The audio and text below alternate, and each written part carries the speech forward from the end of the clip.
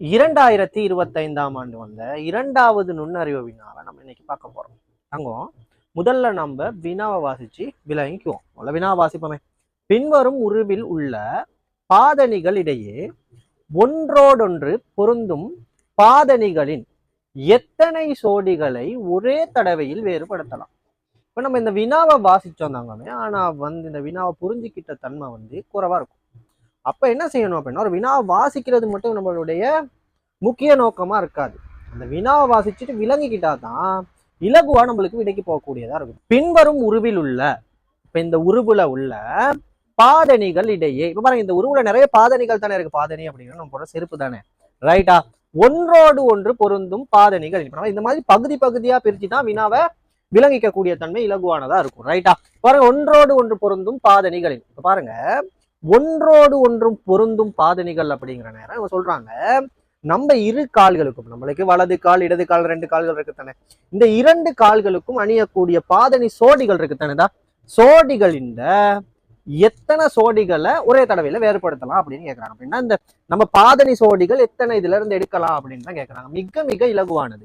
அதுக்கு நம்ம தெரிஞ்சுக்க வேண்டிய ஒரே ஒரு நுணுக்கமான விஷயம் என்னன்னா, இரு கால்களினுடைய பாதணிகள் வடிவமைப்புல ஒரே மாதிரி இருந்தாலும் அதன் அந்த வளைவுகள் இருக்குத்தானே, இந்த வளைவுகள் எல்லாம் 2 பாதணிகளின்டையும், வலது கால்டையும் இடது கால்ட 2 பாதணிகளின்டையும் இந்த வளைவுகள் வேறுபட்டு இருக்கும்.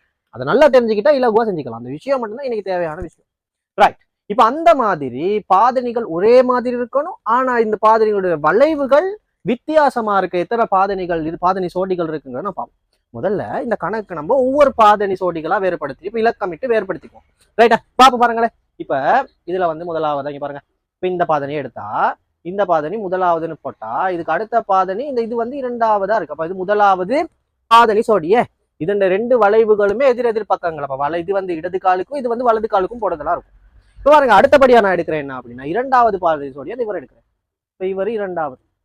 இப்ப இவருக்கு இங்க ஒரே மாதிரி இருக்க பாதணியில வடிவமைப்பு எப்படி இருக்கு, வேறுபட்டிருக்கு. இது இடது காலுக்குன்னா இது வலது காலுக்கு. அப்ப 2வது. இது 3வது பாதணி சோடி, அந்த சின்ன சோடிகள் 2மே எடுப்போமே. அப்ப இது 3வது பாதணி சோடி. ஏன்னா பக்கங்களினுடைய என்ன நடந்திருக்கு, அமைப்புகள் வடிவமைப்பு இந்த வளைவுகள் மாறி இருக்கு.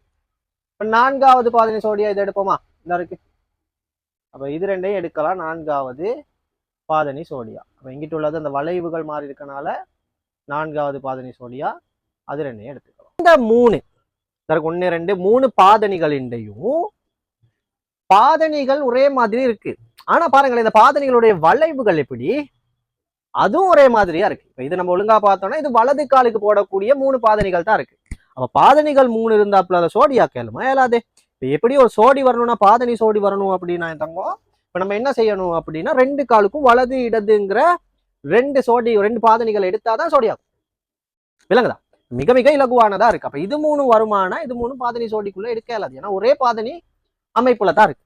அப்ப இந்த விடையில அப்ப எத்தனாவது விடை, எத்தனை பாதணி சோடிகள் இருக்கு, 1 2 3 4. அப்ப எத்தனாவது விடை அப்படின்னா முதலாவது விடை தான் இதுக்கு வரப்போகுது. மிக மிக இலகுவானது.